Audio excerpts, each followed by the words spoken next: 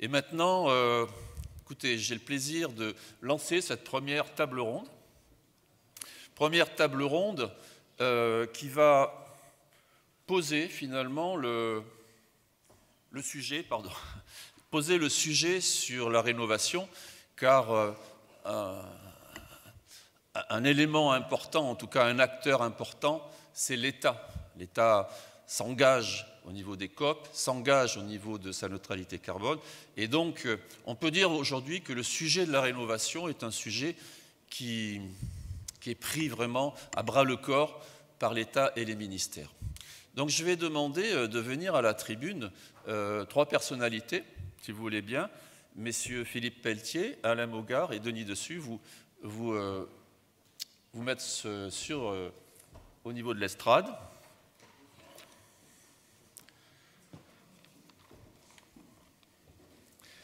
Alors, cette première table ronde va poser finalement les éléments par rapport au plan de rénovation énergétique de l'État. Donc, c'est un plan qui a déjà 2 ans, qui va peut-être jamais s'arrêter. Vous verrez ce qu'en disent nos interlocuteurs. Et pour commencer, le plan bâtiment durable a été copilote de ce plan. Le plan bâtiment durable, je ne le dis pas pour faire plaisir à son président, Philippe Pelletier, mais fait un travail considérable et surtout ce lien, cette courroie de transmission entre l'État, les ministères et les acteurs.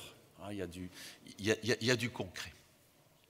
Donc, Philippe Pelletier, donc président du plan bâtiment durable, va intervenir. Ensuite, Alain Maugart. Alain Maugart est copilote du plan de rénovation énergétique. Il a l'avantage de son âge, de son expérience, c'est-à-dire sa vision passée, mais je peux vous dire que sa vision passée est aussi importante que sa vision à venir. C'est presque un équilibre. En tout cas, il va intervenir tout à l'heure. Et puis, parce que au-delà des principes, au-delà des objectifs, oui, il faut passer à l'action. Et pour passer à l'action, en rénovation, parce que c'est un peu plus compliqué la rénovation, il y a du vivant et en plus il faut avoir cette vision à long terme, eh bien la représentation d'un maître d'œuvre, architecte et président du CNOA, donc Monsieur Denis Dessus qui est là. C'est très important qu'il soit à cette table ronde. Bien, je passe tout de suite la parole donc à Philippe Pelletier. Alors, Philippe Pelletier, le plan de rénovation aujourd'hui, finalement, est-ce qu'il y a, j'ai décrit cette dynamique de l'État, que pensez-vous de cette dynamique? Où on en est sur un curseur de 1 à 10 peut-être? Est-ce qu'on a tous les outils? Est-ce que vous pouvez nous donner votre vision?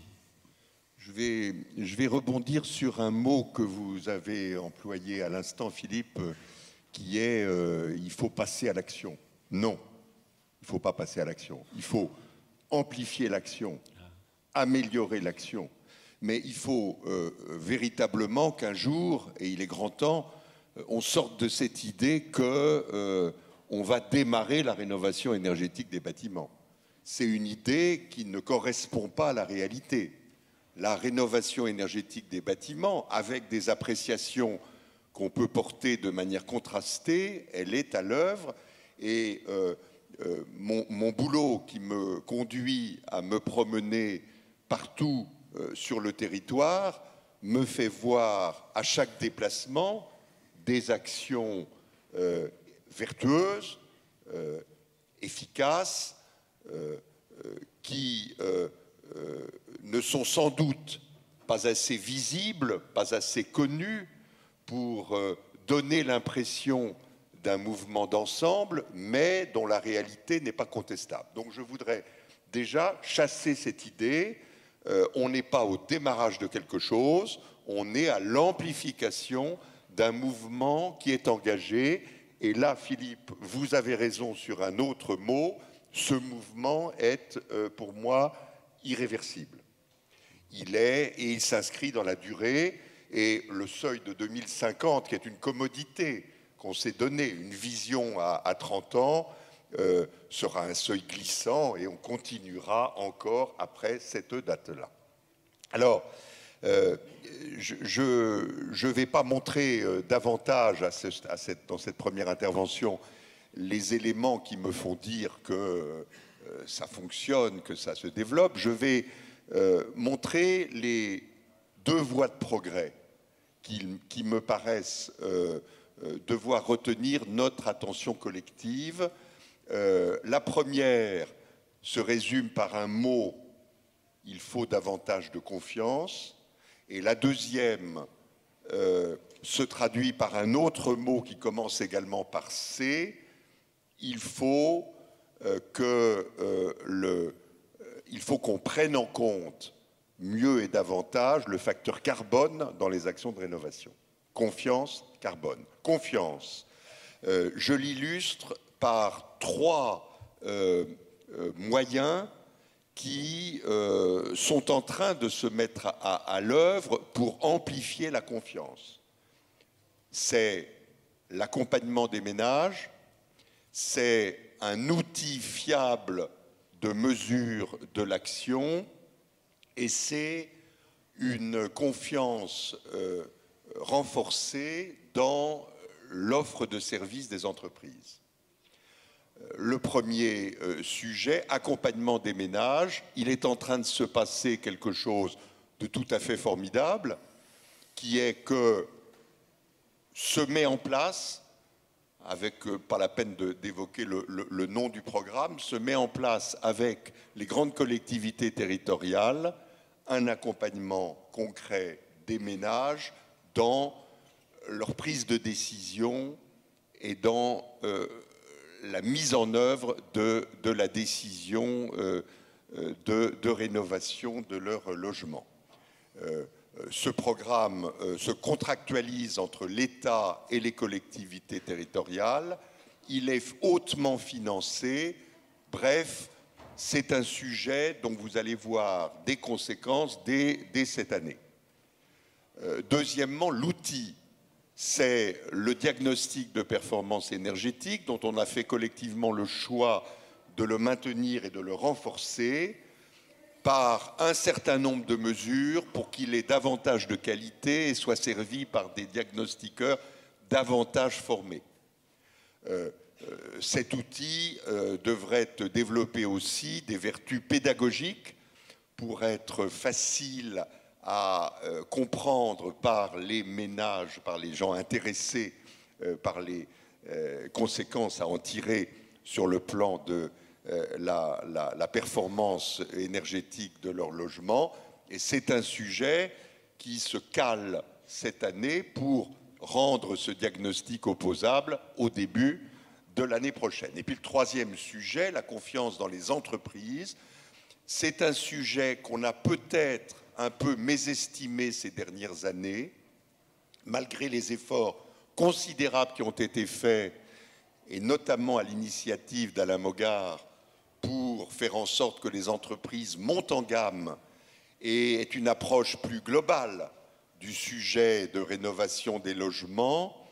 La présence à cette tribune de Denis Dessus est plus qu'une bonne nouvelle parce qu'elle montre que à côté des entreprises, il peut y avoir cet ensemblier de grande qualité qu'est l'architecte pour donner du sens à une recherche de performance globale des logements. Mais nous avons tout de suite à éradiquer un mal qui est survenu récemment, qui est ce qu'on appelle dans notre jargon les éco-délinquants, ces entreprises qui n'ont rien à faire dans le secteur de l'offre de services de rénovation, ou dans les appels téléphoniques lancinants pour proposer de telles offres de services. On est en train, par différents moyens, d'éradiquer ce mal et d'établir la confiance. Donc la confiance, c'est notre voie de progrès principale. L'autre sujet, mais j'imagine que Denis Dessus le développera mieux que je ne peux le faire, c'est que nous avons pour le moment, depuis le Grenelle, une approche exclusivement énergétique de la rénovation des logements. Nous allons avoir une approche énergie et carbone de la construction des logements. Il va falloir s'atteler assez vite à amplifier, renforcer, caler une approche carbone de la rénovation des bâtiments. Voilà un autre grand chantier à venir. Tout ça, encore une fois, et c'est le mot par lequel je termine cette intervention, tout ça sur un terreau de dynamisme que j'observe et que je peux décrire davantage si c'est nécessaire. Merci beaucoup Philippe Pelletier. Après ce décryptage de l'état présent, Alain Mogart, donc copilote du plan de rénovation énergétique de l'État, j'aimerais vous poser la question, ce dispositif qui s'est lancé déjà depuis 2 ans, où est-ce qu'il en est, bien sûr, mais surtout, où est-ce qu'il va aller? Est-ce que cette vision, j'oserais dire long-termiste de 2050, c'est en ligne de mire de comment ce plan va évoluer? Bon, écoutez, je vais commencer en disant ça va durer. Si vous voulez, je vois l'impatience.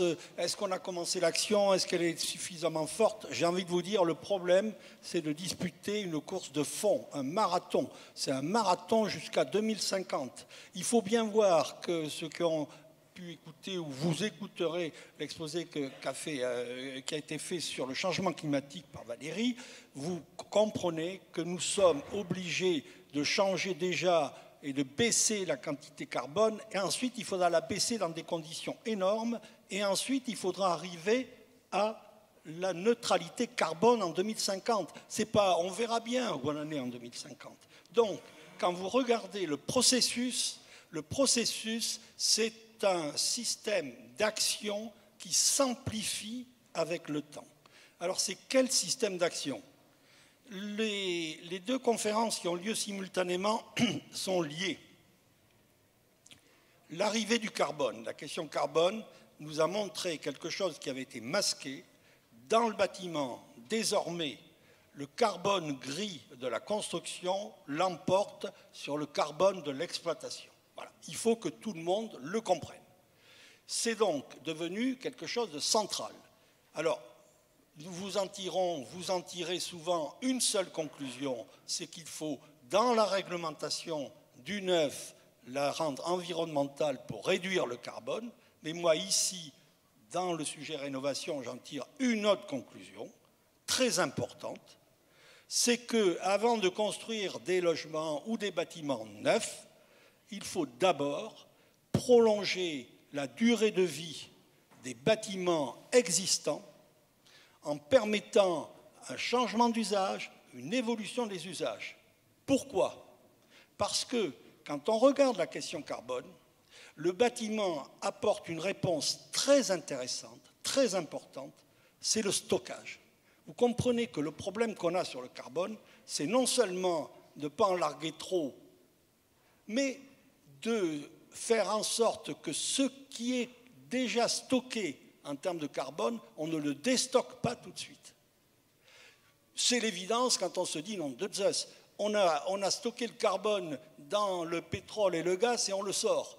Ben, il y avait un stockage naturel magnifique. Et nous sommes un stockage naturel, le bâtiment. Il faut bien comprendre. Donc, d'un point de vue de la philosophie, c'est que le patrimoine et le stock, il faudra le faire durer, le changer, l'usage. Et ça a un rapport, évidemment, à la question urbanistique et architecturale. C'est ça la grande nouveauté, si vous permettez. Ma petite parenthèse, parce que si je ne la faisais pas, on dirait qu'il a oublié. Le duo réglementation du neuf et stockage, c'est aussi l'idée que si le neuf est très performant, ça donne un coût d'obsolescence au stock et ça oblige, pour maintenir les valeurs immobilières, à ce qu'on fasse des travaux sur le stock. Donc, vous voyez bien les 2 nouveautés. C'est l'articulation dans le temps de ces 2 actions sur le neuf et le stock. Je vais arrêter, qu'on arrête de dire l'un est plus important que l'autre. On n'a pas compris. Les 2 sont fondamentaux et s'articulent. Non, la nouveauté, vous allez dire, ah merde, ils auraient dû y penser depuis plus longtemps, c'est que d'un point de vue de la question, si je puis dire, urbaine, l'utilisation et le fait de réutiliser le plus longtemps possible et le plus intelligemment possible les bâtiments est une question centrale. La ville du futur, c'est pas je la démolis et je construis des villes du XXIe siècle, c'est exactement l'inverse. J'utilise le patrimoine des villes, son métabolisme, je change son métabolisme. Alors, je n'annonce pas qu'il n'y aura pas de construction neuve, je dis juste qu'il faut la faire à bon escient, quand on en a vraiment besoin. Voilà. Donc, après avoir dit ça comme quelque chose de très important, c'est dans la durée. Je veux faire plusieurs petites remarques, qui ne sont pas forcément petites quant à leurs conséquences. Une remarque qui me vient et que je vous demande de souligner, c'est que lors du débat de la loi énergie-climat, il s'est passé des choses qui n'étaient pas prévues, c'est qu'il y a eu beaucoup d'amendements sur la question de l'obligation de travaux. Ce n'était pas prévu. On était tous sur un système qu'on comprend, incitation, persuasion des gens, etc. Mais plus on se rapproche du mur, et le mur il est haut, et plus il y en a qui disent, bah, écoutez, on va prendre le taureau par les cornes, et il va falloir peut-être qu'on change de braquet, excusez-moi de le dire. Donc, dans les prévisions du futur, je ne dis pas qu'on va passer à des systèmes obligatoires, mais c'est quand même un point important. Et ça l'est d'autant plus que ceux qui suivent l'actualité de la réactualisation du PPE et de la stratégie bas carbone ont vu qu'on demande un effort supplémentaire au bâtiment. Vous le regarderez, effort supplémentaire au bâtiment. Expliqué par le fait qu'arrivent dans une loi énergie-climat les premières visions d'obligation. Donc je voulais insister là-dessus, sur ce fait que le dispositif, je ne suis pas en train de l'annoncer, le dispositif ne va pas passer à l'obligatoire, je dis juste que devant nous, nous avons à prendre le taureau par les cornes et on verra comment on prend le taureau par les cornes. La deuxième suggestion que je fais, c'est une suggestion que tout le monde attend, puisqu'à partir du moment où j'ai dit le stock doit se prolonger, le neuf doit être performant, ben écoutez, il y a des idées simples. Pourquoi on a des réglementations différentes entre le neuf et l'ancien? Pourquoi on ne fait pas la jonction des réglementations? Et aussi des idées simples, parce que je pense qu'on ne travaille pas que par des réglementations, il faut aussi faire des jonctions de labels. Hein. Donc il y aura vraisemblablement des idées qui vont sortir plus ou moins vite de labels sur la construction neuve, eh bien, il faut aussi qu'il y ait des idées qui sortent de labels sur la rénovation énergétique du bâtiment, labels qui seraient aussi en dimension carbone. Donc, si vous voulez, nous avons devant nous une action de long terme, qui va s'intensifier. Il nous faut, puisque je m'arrêterai là, il nous faut une capacité des acteurs à la fois en ingénierie, puisque j'ai fait un appel du pied fort, c'est l'ingénierie au sens de la conception, de l'évolution du stock de bâtiments. Il nous faut des capacités fortes, il nous faut, comme cela a été dit, des entreprises qui bossent bien et pas des délinquants, et il nous faut donc retrousser nos manches, et les manches et les acteurs, c'est, j'ai envie de vous dire, neuf et stock, même combat. Voilà. Merci beaucoup, Alain Mogart. Bien, devant de tels enjeux importants, climatiques pour le bâtiment, économiques, eh bien, effectivement, on se met maintenant dans une dimension carbone, mais surtout une dimension à long terme et globale. Quel est le meilleur rendu pour rénover, redonner une vie? Quel est le meilleur confort holistique, c'est-à-dire global, pas uniquement énergétique? Quel est finalement le meilleur coût global? Et dans le coût global, pourquoi pas intégrer un coût climatique? Nous n'ayons pas peur, en tout cas, d'y penser. Eh bien, pour cela, c'est une difficulté. Il faut qu'il y ait un maître de l'œuvre. Un maître d'ouvrage. Bien sûr, des maîtres d'ouvrage qui ont envie d'eux, mais après, la courroie de transmission, c'est le maître de l'œuvre, le maître d'œuvre.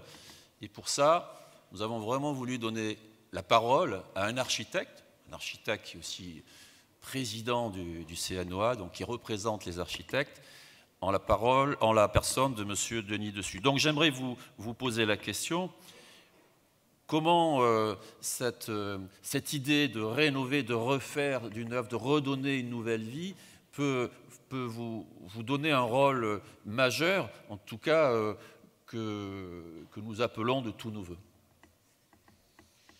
D'accord. Alors, passer de bon matin après ces deux orateurs que j'ai à côté de moi, c'est pas facile. Hein. surtout que tu m'as mangé un peu mon intervention, mais c'était parfait, en prenant un peu de hauteur. Donc, je veux répondre à ça. Je voudrais d'abord, pour essayer d'être un peu stimulant, dire que le plan de rénovation énergétique, je m'excuse, ça m'a toujours énervé. Ça m'a toujours énervé parce que la rénovation, ce n'est pas l'énergie. L'énergie, c'est qu'un élément très important, surtout d'un point de vue macro, mais ce n'est qu'un volet. La rénovation, c'est d'abord un enjeu de société évident. C'est répondre au mal logement dans ce pays.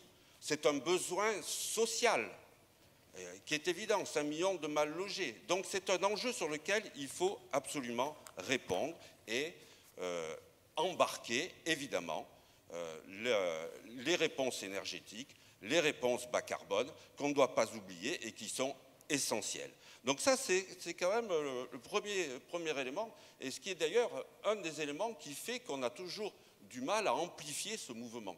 Parce qu'on l'a toujours, ça vient du droit européen, enfin des consignes européennes, puis après en France, on l'a toujours trop axé sur l'énergie. Bon, évidemment, je suis à l'énergie meeting, c'est embêtant.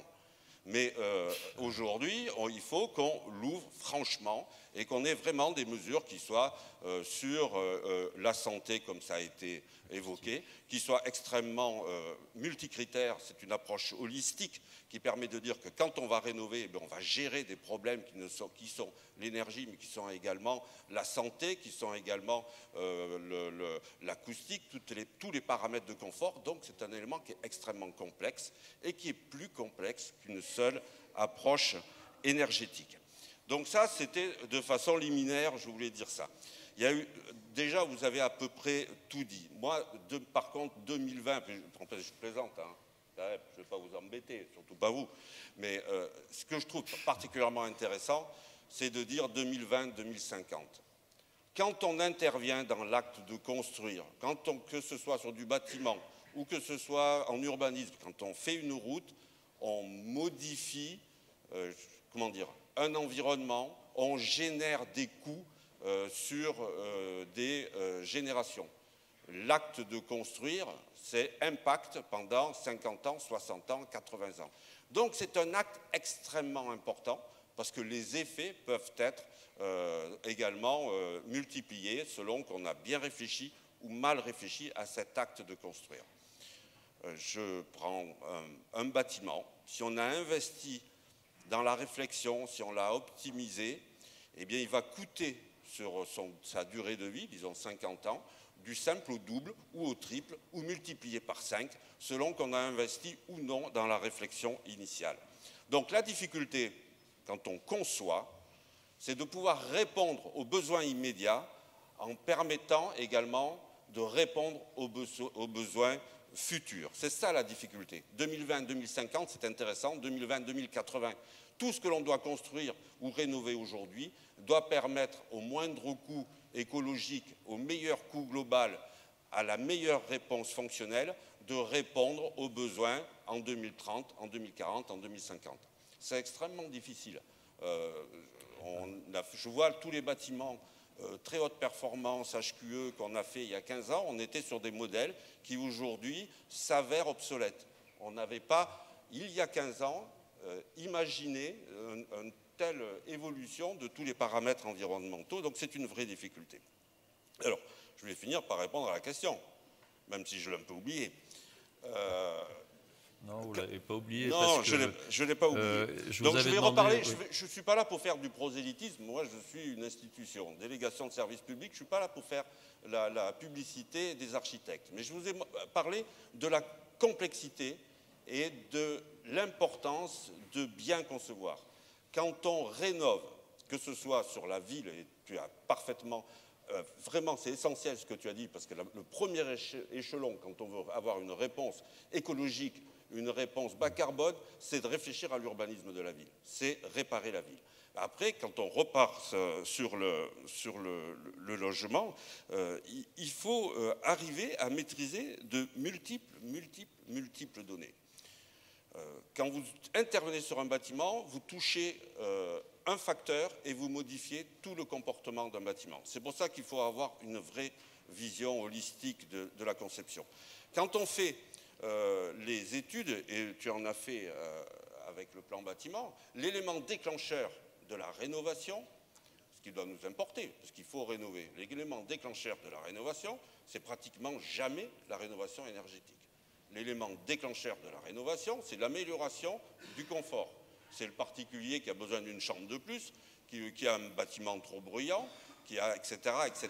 Donc, le déclencheur, c'est répondre aux besoins de la population et après entraîner la rénovation énergétique. Donc, pour avoir cette vision globale de tous les paramètres, il faut quelqu'un qui ait une vision globale de tous les paramètres. Et cette vision globale de tous les paramètres, qui sont des paramètres patrimoniaux, quand on investit, il faut que ça bénéficie sur long terme, des paramètres de multiples critères de confort, d'énergie, d'investissement et de coût global, ben, il n'y a pas beaucoup d'acteurs. Il faut d'abord un maître d'œuvre, et si possible un maître d'œuvre qui est hyper compétent, assuré, et dont le métier c'est concevoir, suivre des travaux, vérifier qu'ils sont bien réalisés, c'est l'architecte. Pour conclure, je me rappelle d'une étude de l'ADEME qui a fait une étude sur les travaux de rénovation et en maison individuelle et qui avait soulevé le fait que pour les usagers, c'était l'architecte qui avait été le facteur de qualité le plus important. On a eu plusieurs études de